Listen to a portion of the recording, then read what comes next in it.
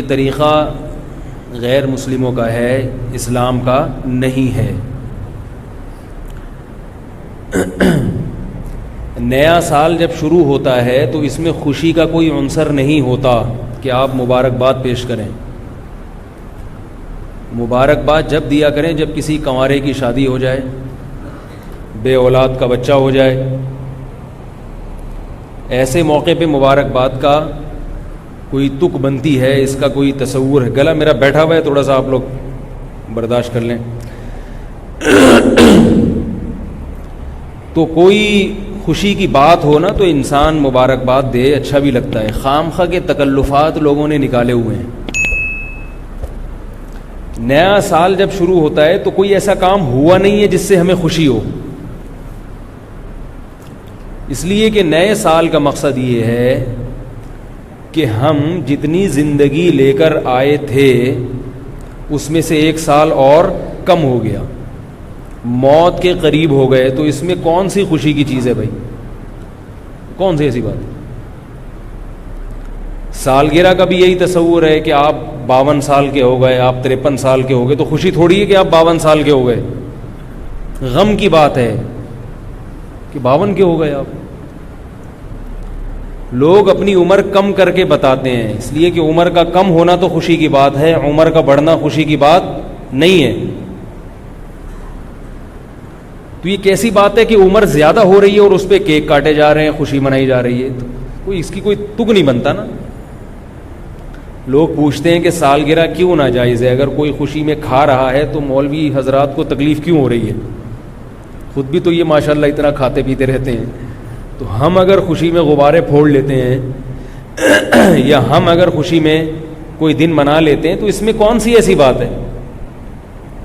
تو یہ اس لیے غلط ہے کہ اس کا کوئی تک نہیں بنتا۔ شریعت ہمیں فضول کاموں کی اجازت نہیں دیتی ہے، کوئی لاجک نہ بنتی ہو، بس ایک خالصتاً غیر مسلموں سے ایک چیز آنکھ بند کر کے لے لی۔ ایک تو یہ کہ اس کی کوئی لاجک نہیں ہے ایسے موقع پہ خوشی منانے کی، نہ سالگرہ میں نہ نئے سال کی آمد پر، کیونکہ زندگی کم ہو گئی، آپ کی عمر زیادہ ہو گئی۔ عمر زیادہ ہونے سے خوشی نہیں ہوتی، غم ہوتا ہے۔ تبھی تو دیکھو خواتین کی عمر 35 کے بعد رک جاتی ہے، 35-36 کے بعد۔ ابھی ہمارے ایک دور کی رشتہ دار خاتون تھیں، ان کا انتقال ہوا ہے۔ انتقال غلط انفارمیشن کی وجہ سے ہوا۔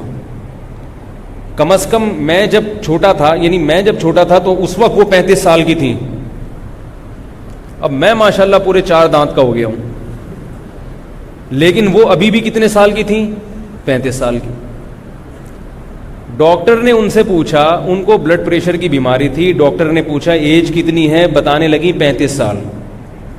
ظاہر ہے ڈاکٹر سے جب آپ غلط بات کرو گے تو وہ علاج صحیح نہیں ہوگا، اور وہ کیا ہوا؟ برین ہیمریج ہوا اور ان کی ڈیتھ ہو گئی۔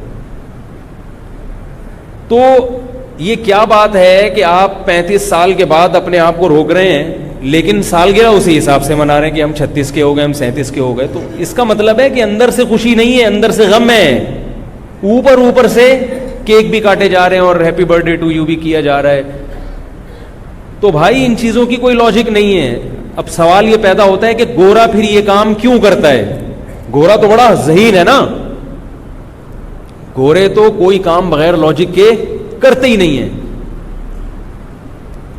اتنی معمولی سی بات ہماری سمجھ میں آ رہی ہے، گوروں کی سمجھ میں کیوں نہیں آ رہی؟ کیا خیال ہے بھائی؟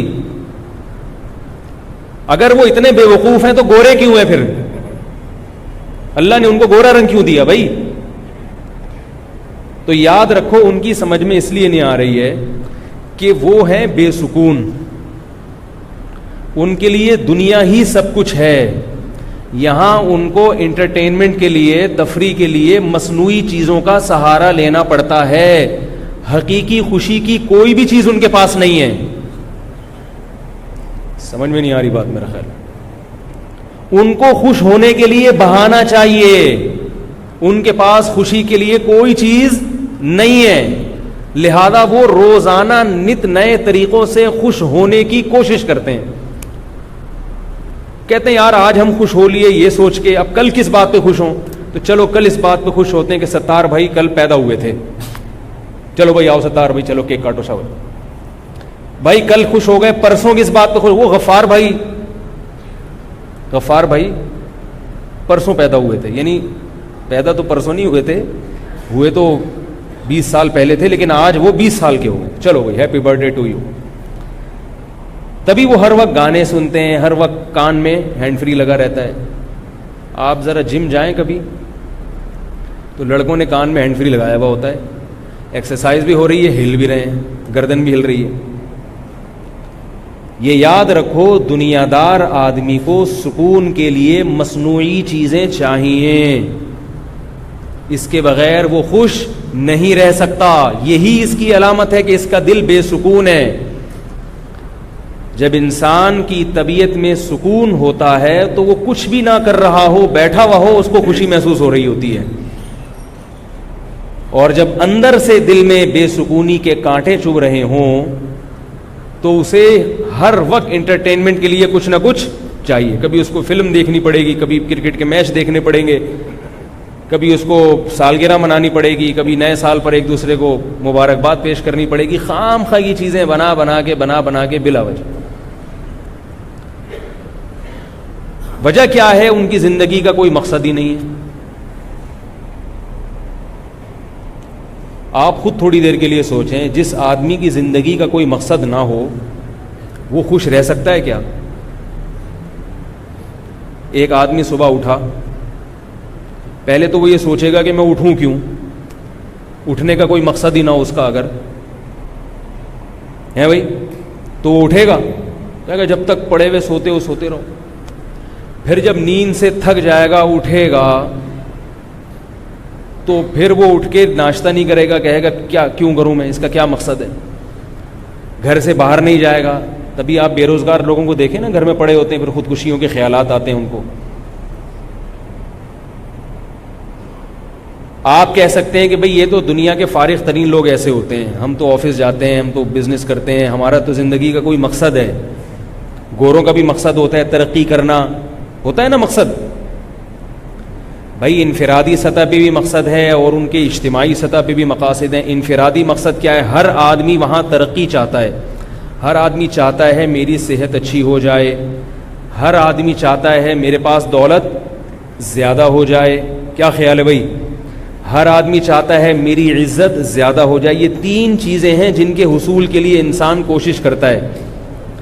عزت, دولت اور بولو نا بھائی صحت. عزت, دولت اور صحت.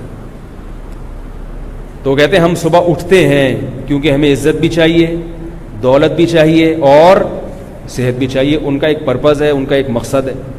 تبھی وہ جلدی اٹھ جاتے ہیں صبح, کیونکہ اگر ان کو پتہ ہے بھائی سوتے پڑے رہیں گے تو نہ عزت ملے گی, نہ دولت ملے گی اور نہ صحت اچھی ہوگی. ڈاکٹر بھی کہتے ہیں صبح اٹھ جاؤ بھائی جلدی. پھر وہ ایکسرسائز کرتے ہیں. ایکسرسائز کا مقصد کیا ہوتا ہے؟ بولو نا بھائی, صحت اچھی ہو. صحت اچھی ہوگی تو عزت بھی ہوتی ہے, خود بخود ہی ہوتی ہے.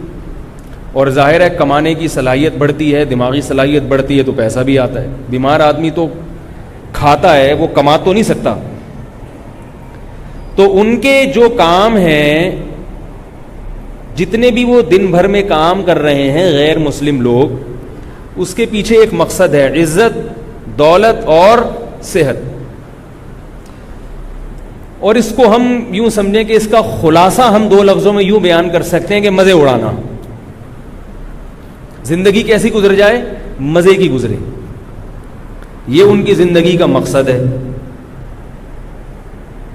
مگر یہ ایسا مقصد نہیں ہے کہ یہ حاصل ہر ایک کو ہو بھی جائے, اور جس کو حاصل ہو اس سے پھر چھینے نہیں ہے. ایسا نہیں ہو سکتا. دیکھو, آپ نے اپنی زندگی کا مقصد ایک ایسی چیز کو بنایا کہ آپ کو بتائے یا تو وہ مقصد حاصل ہوگا ہی نہیں, اور اگر ہو گیا تو چھن جائے گا.